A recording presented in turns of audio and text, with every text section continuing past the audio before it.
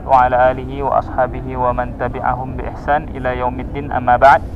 Alhamdulillah, Allah masih memberikan kepada kita kesempatan sampai saat sekarang ini juga.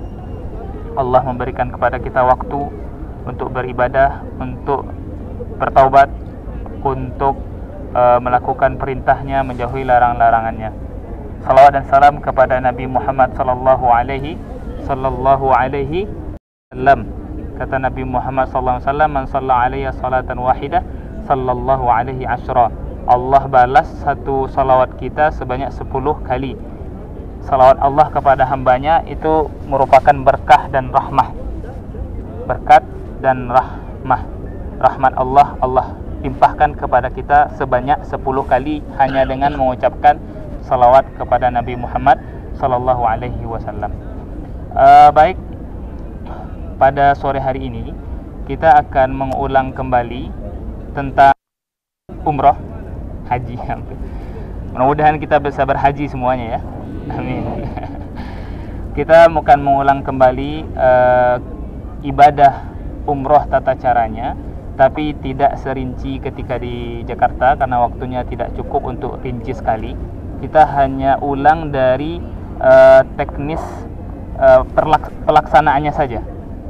Teknis pelaksanaan saja dan beberapa sunnah-sunnah di saat melaksanakan rangkaian ibadah umrah tersebut.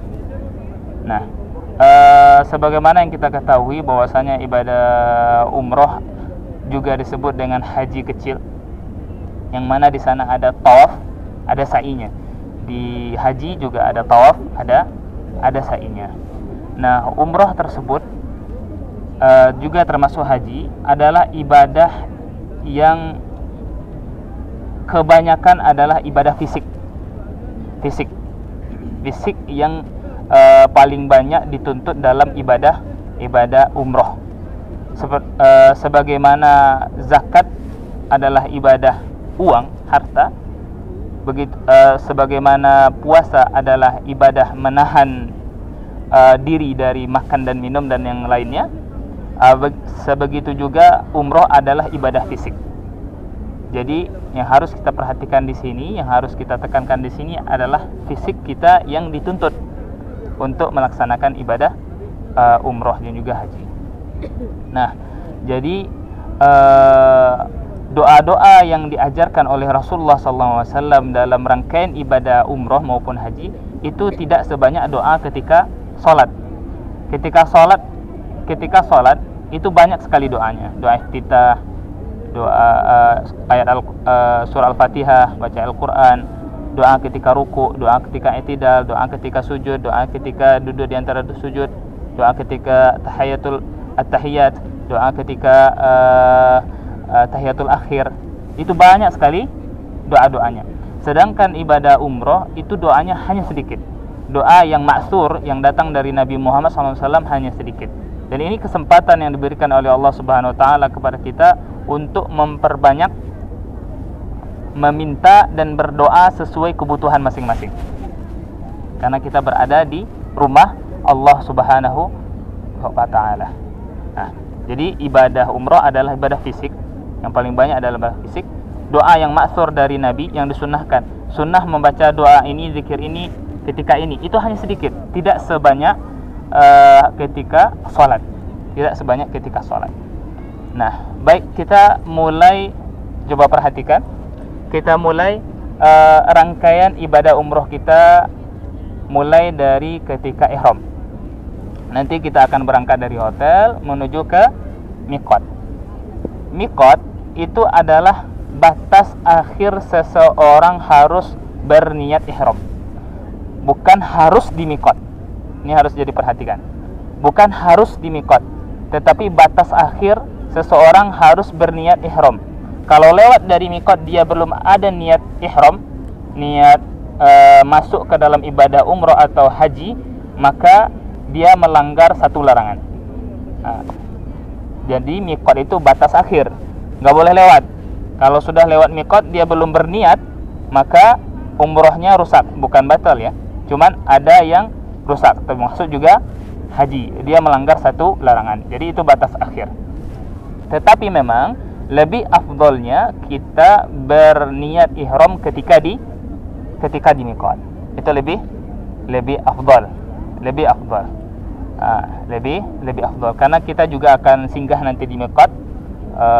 Yang naik bus kita akan singgah di miqat nanti, kita akan turun di miqat nanti, akan bersih-bersih di miqat. Bagi yang ingin ke WC, bagi yang macam-macam nanti akan berniat di miqat.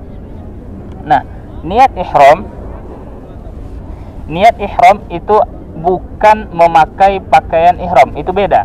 Memakai pakaian ihram dengan niat ihram itu dua amalan yang berbeda. Niat itu amalan hati, memakai pakaian ihram itu amalan anggota tubuh. Beda ya. Terutama bagi laki-laki yang ada syarat pakaian, harus dilepas pakaian semuanya, ya, harus memakai pakaian yang tidak membentuk tubuh.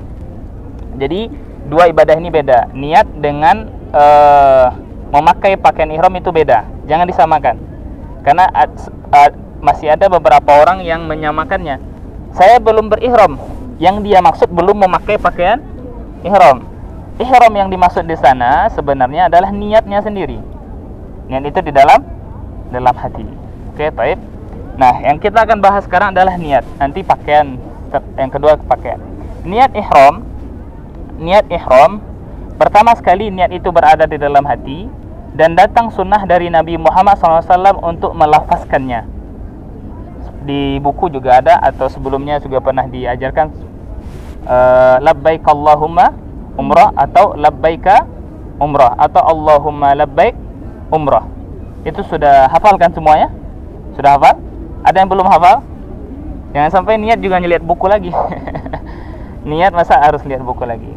Labbaik Allahumma umrah atau Allahumma labbaik umrah atau labbaika umrah. Banyak. Ada tiga ininya, susunan katanya. Nah, itu lafaz niatnya. Nah, khusus bagi laki-laki sebelum berniat di hati dan melafazkan di lisannya, dia harus melepas seluruh pakaian yang membentuk tubuh. Bukan pakaian berjahit ya. Ini terjemahan yang salah sebenarnya. Terjemahan yang benar itu pakaian yang membentuk tubuh, bukan yang berjahit.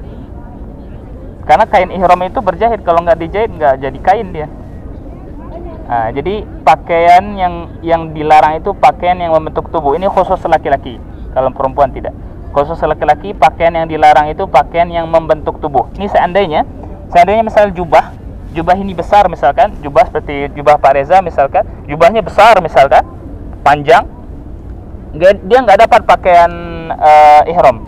Kain ihram yang biasa yang putih nggak ada misalkan. Yang ada cuma jubah. Tapi jubah itu saking besarnya bisa dililitkan ke badannya gitu. Boleh nggak dipakai? Boleh. Karena jubah walaupun jubah itu pakaian yang bentuk tubuh, cuman cara pakainya dililitkan, bukan disorongkan gitu. Bukan dimasukkan.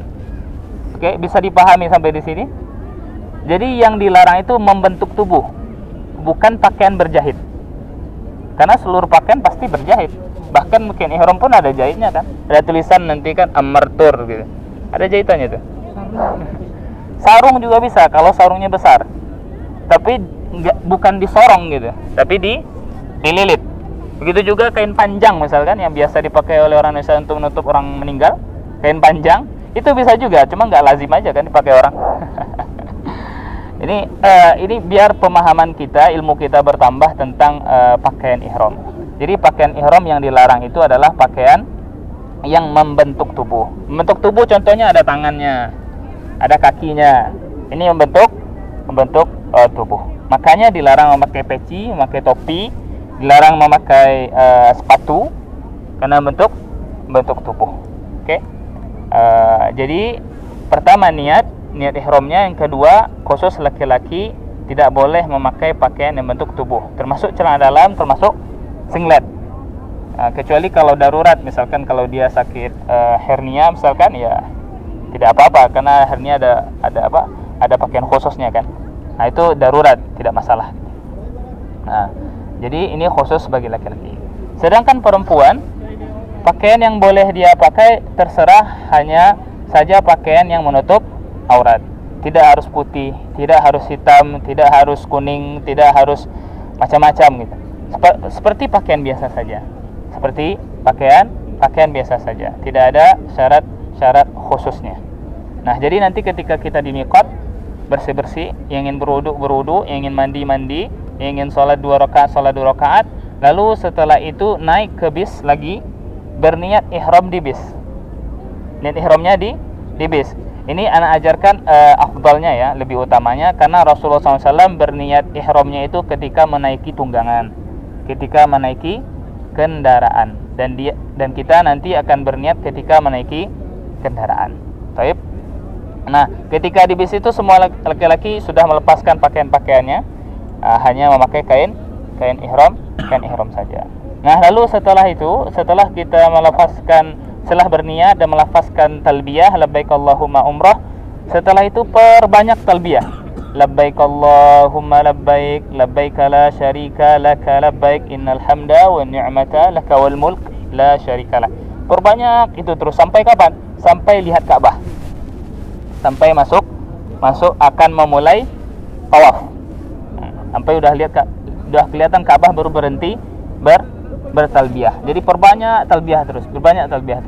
Kalau capek bertalbiyah, berdoa, karena kita dalam keadaan safar.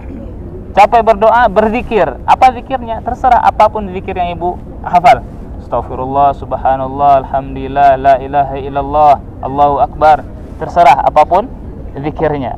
Itu yang perbanyak terus, doa, zikir, talbiyah, doa, zikir, talbiyah, doa, zikir, talbiyah, doa, zikir, talbiyah, sampai akan memulai tawaf.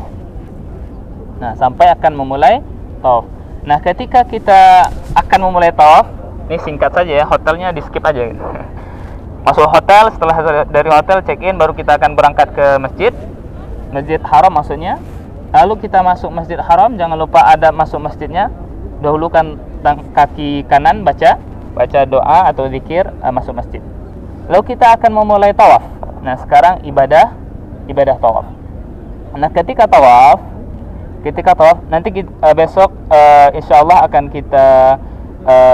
kita umroh bersama-sama. Jadi jangan ada yang sendiri-sendiri terpencar. Kita naik bus bersama ke hotel, lalu kita umroh bersama-sama insyaallah. Nah, nanti ketika kita akan memulai tawaf, tawaf itu dimulai dengan bacaan Bismillah Allahu Akbar. Bismillah Allahu Akbar. Nah, sunnah ketika memulai tawaf tersebut di awal Hajar Aswad, pertama sekali memulai tawaf kan Hajar Aswad duluan kan. Hajar Aswad itu sunnahnya pertama mencium, tapi tak mungkin kita mencium Hajar Aswad. Yang kedua, kalau tidak bisa menciumnya dipegang, dielus pakai tangan, juga tidak mungkin. Maka tersisa kemungkinan yang ketiga, yaitu melambaikan tangan, mengangkat tangan, baca Bismillah Allahu Akbar. Setelah itu apa? Tidak mencium lagi, tangannya nggak dicium, udah turunkan tangannya, nggak perlu cium tangan gitu. Karena yang disunahkan mencium tangan itu kalau kita elus Hajar Aswad, baru disunahkan mencium tangan. Cuman kalau hanya isyarat saja seperti ini, tidak disunahkan mencium tangan, langsung turunkan tangannya. Jadi ketika sejajar dengan Hajar Aswad, angkat tangan, baca doa atau zikir Bismillah Allahu Akbar. Lalu kita berputar. Mutarnya itu berbalik arah dari jarum jam. Jadi ke kiri kita mutarnya. Ka'bah berada di sebelah kiri. Kita memutar ke kiri. Nah, apa yang kita lakukan ketika tawaf? Sama yang kita lakukan ketika tawaf, memperbanyak doa, memperbanyak zikir. Capek berdoa, lakukan zikir. Capek berzikir, boleh baca Al-Quran. Jadi itu aja. Berdoa, berzikir, baca Al-Quran. Kalau capek baca Al-Quran, berdoa lagi. Capek berdoa, zikir lagi. Begitu seterusnya. Sampai nanti bertemu dengan rukun Yamani. Rukun Yamani itu adalah sudut sebelum sudut Hajar Aswad. Apa yang kita baca setelah melewati rukun Yamani? Doa Rabbana atina fid dunya hasanah wa fil akhirati hasanah wa qina azabannar. Itu doanya. Kita baca Rabbana Atina, doa itu sepanjang sampai kita bertemu lagi, sejajar lagi dengan Hajar Aswad.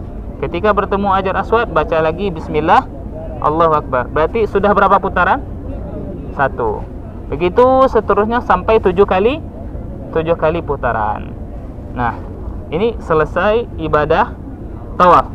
Nah, setelah selesai ibadah tawaf, disunnahkan kita sholat sunat 2 rakaat di belakang makam Ibrahim. 2 rakaat di belakang makam Ibrahim. Kalau di belakang makam Ibrahim itu orang-orang padat, maka boleh dimanapun di sekitar tempat tawaf tersebut. Tidak harus memaksakan diri di belakang makam Ibrahim. Nah, sholat sunat 2 rakaat, niatnya apa? Niatnya adalah sholat sunat setelah tawaf. Salat sunat setelah tawaf. Di rakaat pertama kita baca Al-Fatihah, kemudian baca surat Al-Kafirun, Qul ya ayyuhal kafirun. Di rakaat yang kedua baca Al-Fatihah, setelah itu baca ayat surat Al-Ikhlas, Qul huwallahu ahad. Nah, setelah itu perbanyak doa. Setelah kita berdoa, minum air Zam-Zam. Minum air Zam-Zam. Nah, ini rangkaian ibadah tawaf sudah selesai ini. Nah, kita ingatkan lagi, ketika tawaf perbanyak doa. Jangan sibuk dengan doa-doa yang tidak kita paham. Karena Allah Subhanahu wa taala, kata Rasulullah, innallaha la yaqbal min du'aan min qalbin ghafil. Allah tidak menerima doa dari orang-orang yang hatinya lalai. Salah satu hati lalai tidak paham apa yang dia baca. Yang dia baca nggak tahu apa yang dia maksud. Bukan artinya ya. Kalau artinya mungkin Bapak Ibu yang tidak paham bahasa Arab mungkin tidak mengerti maksudnya gitu. Maksud doa ini untuk apa gitu? Maksud doa minta ampunan untuk orang tua, doa minta kesehatan, doa apa? Nggak paham. Ini yang dimaksud oleh Nabi Muhammad SAW, hatinya lalai gitu. Nggak tahu.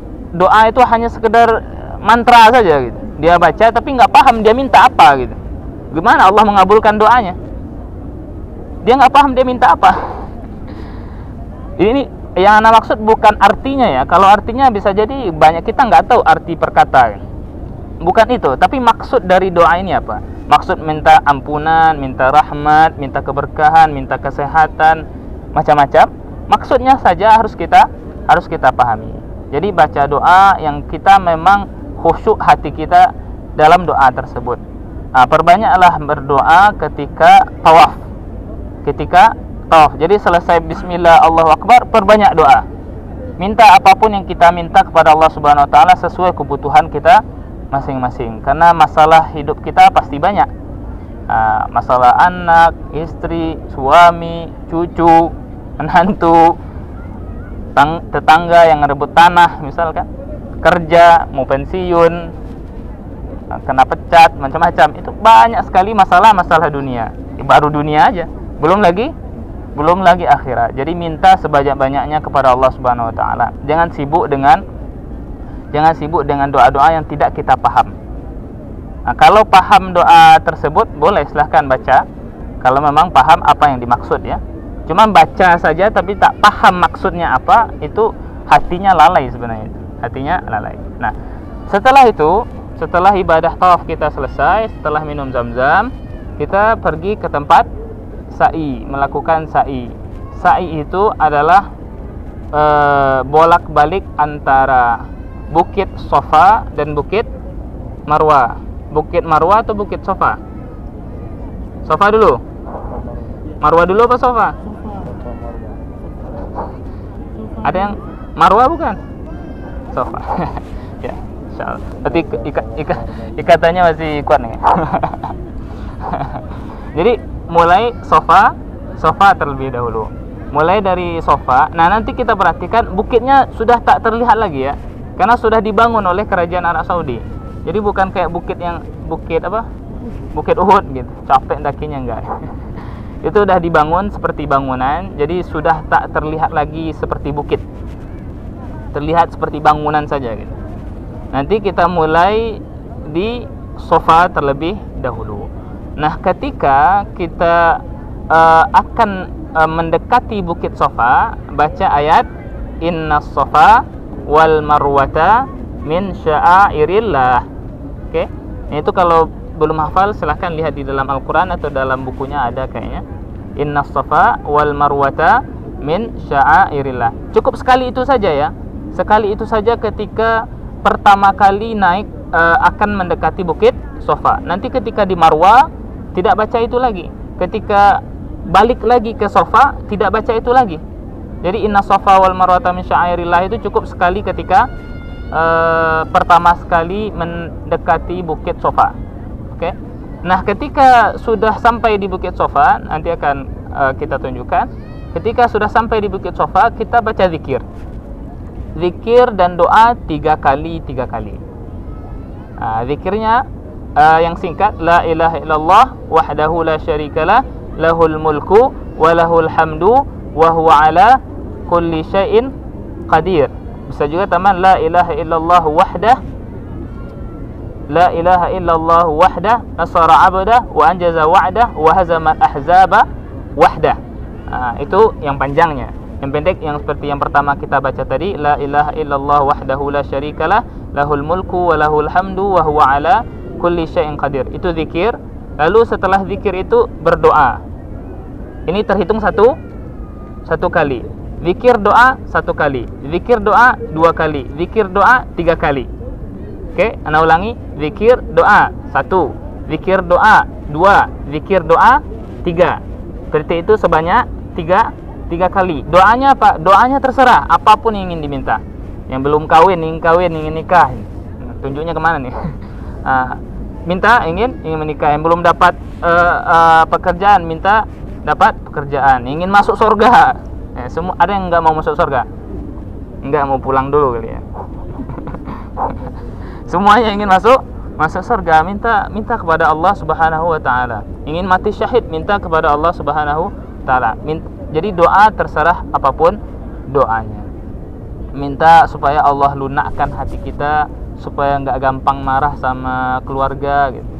Minta kepada Allah Subhanahu wa taala. Minta supaya Allah hiasi diri ini dengan akhlak yang mulia, minta kepada Allah Subhanahu wa taala. Minta supaya bisa bertemu dengan Rasulullah di surga, minta kepada Allah Subhanahu wa taala. Nah, jadi setelah itu selesai, pergi ke Bukit Marwa, lakukan hal yang sama. Apa itu? Baca zikir la ilaha illallah wahdahu la syarikalah lahul mulku wa lahul hamdu wa huwa ala kulli syai'in qadir. Berdoa 1 kali, zikir doa 2 kali, zikir doa 3 kali. Setelah dari Marwa balik lagi ke Safa, lakukan hal yang sama, bolak-balik. Jadi hitungan 1 itu Safa ke Marwa, bukan Safa ke Safa. Jauh itu. Jadi hitungan 1 Safa ke Marwa 1 putaran, Marwa ke Safa 2 putaran. Jadi Safa itu pasti genap, Marwah pasti ganjil. Kalau dia sudah sampai Safa lalu dia ingat berarti sudah 3, salah itu. Pilihannya cuma 2, kalau tidak 2, kalau tidak 4 gitu. Oke. Jadi di Safa pasti genap, di Marwa pasti ganjil hitungannya ya. Marwa ganjil. Iya. Belum dihitung. Dari Safa ke Marwa 1, dari Marwa ke Safa 2, begitu. Dari balik lagi ke Marwa berarti 3. Gitu hitungannya ya. Nanti salah, nanti muter-muter terus nggak selesai. Lama. Kalau tawaf mudah kan? Tandanya Hajar Aswad gitu. Kalau ini ntar lupa putar. Udah pulang belum selesai Ustaz gitu. Baik, itu ibadahnya. Nah, setelah selesai di Marwa, kita diwajibkan untuk bertahallul dengan cara memotong rambut. Dipotong rambutnya. Yang paling afdal memotong rambut itu adalah digundul. Kata Rasulullah SAW, rahimallahu muhalliqin, rahimallahul muhalliqin, rahimallahul muhalliqin. Allah merahmati orang yang menggundul kepalanya. Allah merahmati orang yang menggundul kepalanya. Allah merahmati orang yang menggundul kepalanya. Lalu ditanya Rasulullah, wal muqassirin ya Rasulullah, orang yang enggak gundul gimana? Rahimallahul muqassirin. 1 kali aja. Kalau yang botak 3 kali doanya. Kalau yang nggak botak, doanya sekali aja gitu. Ada yang mau sekali doang? Cukup sekali? Hah? Atau yang mau 3 kali? Kalau ingin dapat doa Rasulullah 3 kali rahmat, digundul. Kalau ingin dapat doa sekali, nggak digundul. Jadi 3 kali umrohnya nggak digundul, dapat 3 doa. Kalau 3 kali umrohnya digundul, dapat 9 doa. Jadi 3 kali lipat gitu. Jadi lebih afdol adalah menggundul kepalanya. Digundul. Dan jangan malu ya. Kalau yang di kantor kan malu sama bos di kantor, botak gitu. Orang juga udah paham gitu. Habis umroh kan, habis umroh nggak bakal ketawain botak gitu. Paling nanti tuh apa orang-orang yang di sekitar haram nertawan kita, botak nawarin maksudnya, botak dia nawarin maksudnya. Saya pernah udah botak disuruh botak lagi gitu, ente ngejek apa gimana nih? botak Jadi lebih afdol adalah dibotak. Khusus laki-laki, perempuan nggak dibotak, jangan marah nanti suaminya. Karena khusus laki-laki. Kalau perempuan, sunnahnya adalah memotong ujung rambutnya sepanjang ruas jari ya, bukan ujung kuku, tapi ruas jari, sepanjang ruas jari dipotong. Nah, setelah dipotong, ibadah umroh kita selesai. Selesai. Nah, yang harus diperhatikan sekarang adalah larangan-larangan umroh. Setelah kita berniat ihram, bagi laki-laki sudah berniat ihram, sudah memakai pakaian ihram, yang dilarang pertama sekali adalah memakai harum-haruman. Yang kedua, menggunting kuku dan menggunting rambut atau mencabut rambut atau membakar rambut. Ada nggak membakar rambut? Ada aja, mungkin ada aja teknologi kali, cara motong rambutnya dibakar gitu, bisa jadi kan, wallahu alam. Jadi dilarang memotong rambut, menggunting rambut, atau membakar rambut, atau mencabut rambut. Mencabutnya pun dilarang gitu. Begitu juga dengan perempuan, tidak boleh memotong rambut, tidak boleh memotong kuku. Dan khusus laki-laki tidak boleh memakai sepatu atau yang menutupi kaki, termasuk kaos kaki, apalagi ya kaos kaki dan sepatu, karena sendal kan nggak menutup kaki kan. Dan dilarang menutup kepala, baik menutup kepala dengan peci, topi, atau menutup kepala dengan kain ihram. Dingin misalkan malam-malam AC bis dingin, tutup pakai kain ihram, itu pun dilarang, tidak boleh. Baik. Dan juga dilarang melakukan hubungan suami istri. Dilarang melakukan hubungan suami istri atau hal-hal yang menjurus ke sana, Nah, itu singkat saja. Sampai sini ada pertanyaan sebelum kita bicara tentang teknis keberangkatan? Ada pertanyaan? Habis? Nggak ada? Ibu.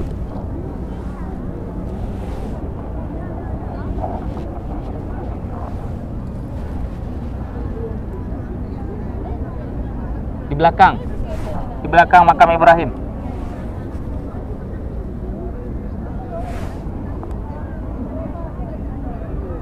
Apa? Baca niat. Jadi sholat sunnah sesudah tawaf itu sholatnya dianjurkan di belakang makam Ibrahim. Nah, niat sholat sunnah setelah tawaf, tetapi tidak dibacakan, cukup di hati saja. Di hati bahwasanya niat ini sholat sunnah setelah tawaf, tidak perlu dibacakan. Baik, ada lagi, Bapak ya?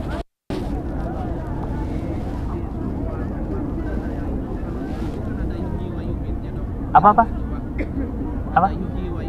Iya, boleh itu ditambahkan. Nah, itu lafaz hadisnya banyak sekali gitu. Ayo.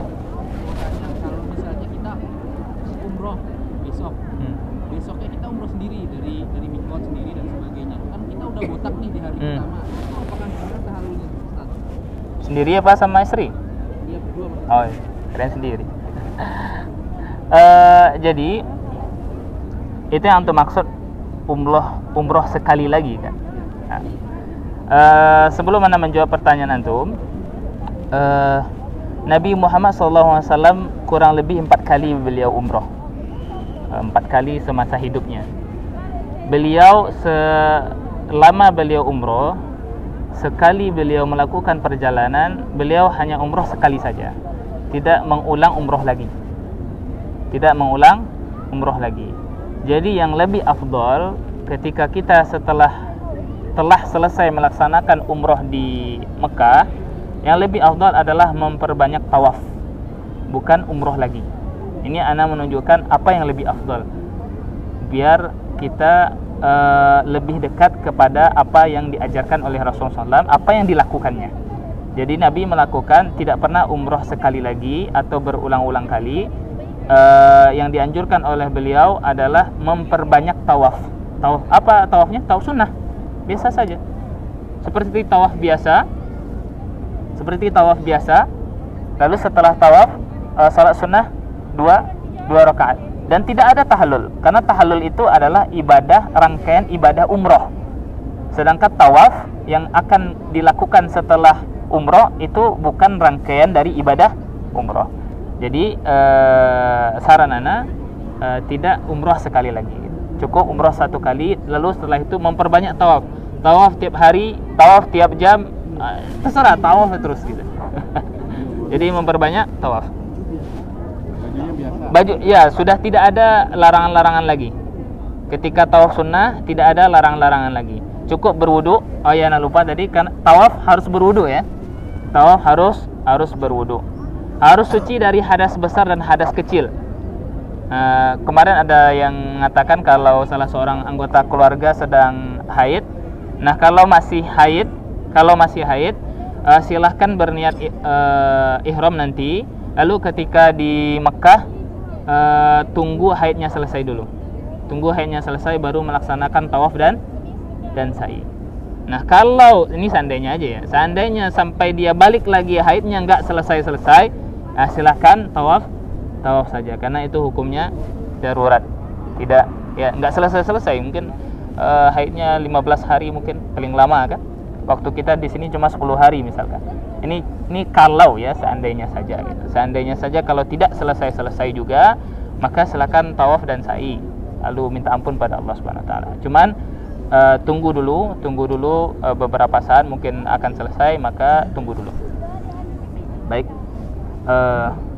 Sudah. Buku ini boleh nggak? Ya boleh. Boleh ya, boleh, silakan. Ya.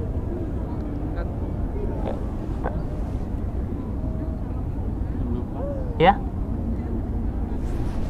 Iya.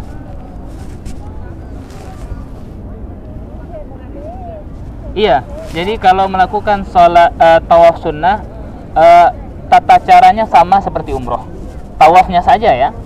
Tawafnya saja. Mulai dari minum zam-zam juga ya. Sa'i sudah tidak ada lagi. Tawaf sunnah itu hanya tawaf saja. Mulai dari Hajar Aswad, lalu baca zikir Rabbana atina fid dunya hasanah, putar 7 kali, berbanyak doa, banyak zikir, sholat di belakang makam Ibrahim 2 rakaat, lalu minum air zam-zam. Sama ya, Pak. Kan katanya kalau itu nggak boleh seandainya waktu rontok gimana? Ya, rontok itu beda kan, nggak sengaja. Rontok nggak sengaja. Yang dilarang itu sengaja gitu. Sengaja merontokkannya gitu. Sengaja memotongnya itu dilarang. Kalau rontok, rambut kita itu tiap hari rontok. Ya. Jadi kalau rontok tidak masalah. Yang dilarang itu sengaja. Kalau tandanya posisi gatel terus kita garuk, Ya. itu rontok. Boleh. Nah, nggak apa. Kalau nggak digaruk juga boleh, tapi tahan nggak? Pusing nanti kan gini. Gesek-gesek ke dinding nanti. Ntar rontok semua. Jadi kalau gatal silahkan garuk. Ya nggak apa. Bukan nggak boleh digaruk ya, silahkan garuk. Kasihan kan nanti tawaf kepalanya puyeng. Ya iya Bu. Apa? Mau badal umrah? Maksudnya gimana nih? Ini badal umrah. Jadi ibu ingin membadalkan. Oh gitu. Oh ya. Ibu sudah umroh? Sudah ya? Sebelumnya sudah pernah umroh ya? Jadi kalau untuk badal umroh, misalkan di antara bapak ibu yang ada yang ingin membadalkan keluarganya, begitu kan ya? Ada yang ingin membadalkan keluarganya atau temannya, karib kerabatnya. Pertama syaratnya sudah pernah umroh. Sudah pernah umroh. Pernah umroh ketika sudah wajib. Bukan kecil ya, ketika sudah wajib. Misalkan dia pernah umroh umur 7 tahun gitu, ya itu belum wajib. Jadi harus umroh lagi pas ketika sudah wajib, ketika sudah balik. Nah, kalau sudah umroh baru dia boleh membadalkan umroh untuk orang lain. Caranya apa? Caranya bagaimana? Caranya hanya beda di niat saja. Selebihnya sama. Beda niatnya bagaimana? Pertama, niat ketika ihram, nanti kita akan di miqat lalu berniat di dalam bis. Lafaz niatnya itu menambahkan nama orang yang akan kita badalkan. Labbaik Allahumma umrah an, pakai an, sebutkan namanya. Siapa namanya, terus pakai nama bapaknya, bin atau binti. Dan tidak harus perempuan-perempuan, laki-laki. Ibu perempuan membadalkan ayah ibu silahkan. Ibu perempuan membadalkan untuk ibunya ibu silahkan. Jadi tidak harus perempuan membadalkan perempuan, tidak harus laki-laki membadalkan laki-laki. Ya.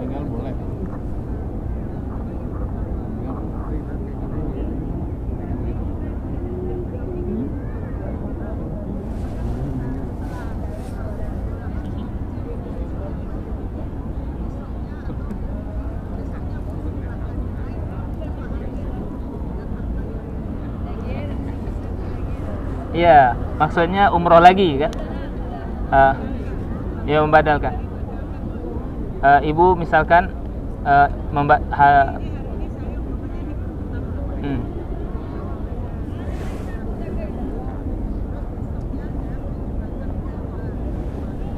iya.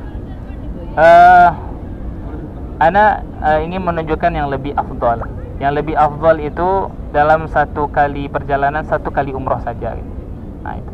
Dalam satu kali perjalanan cukup satu kali umroh saja.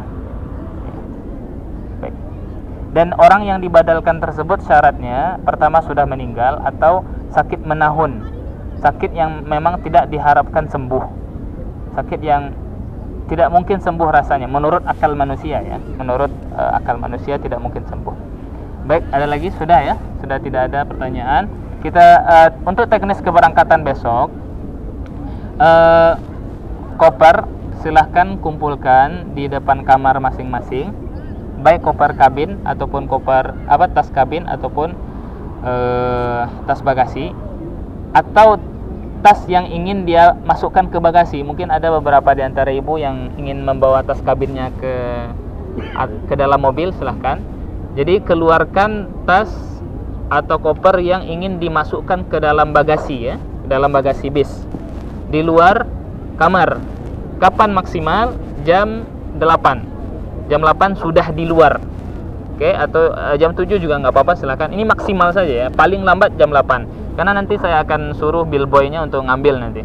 Kalau telat ngeluarin jam 9 ya berarti turunin sendiri.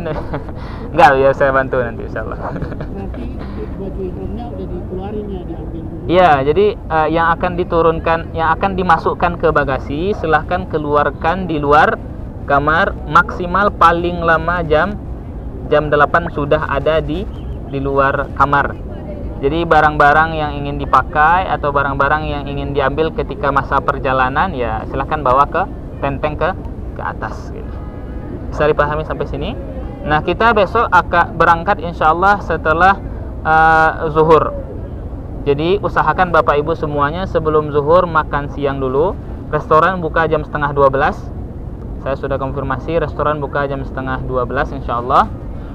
Silahkan makan sebelum zuhur, karena kalau setelah zuhur makan nanti pasti antri, sakit perut, buang air kan, belum berwudu, macam-macam lah, apalagi perempuan gitu kan, banyak pernak-perniknya gitu.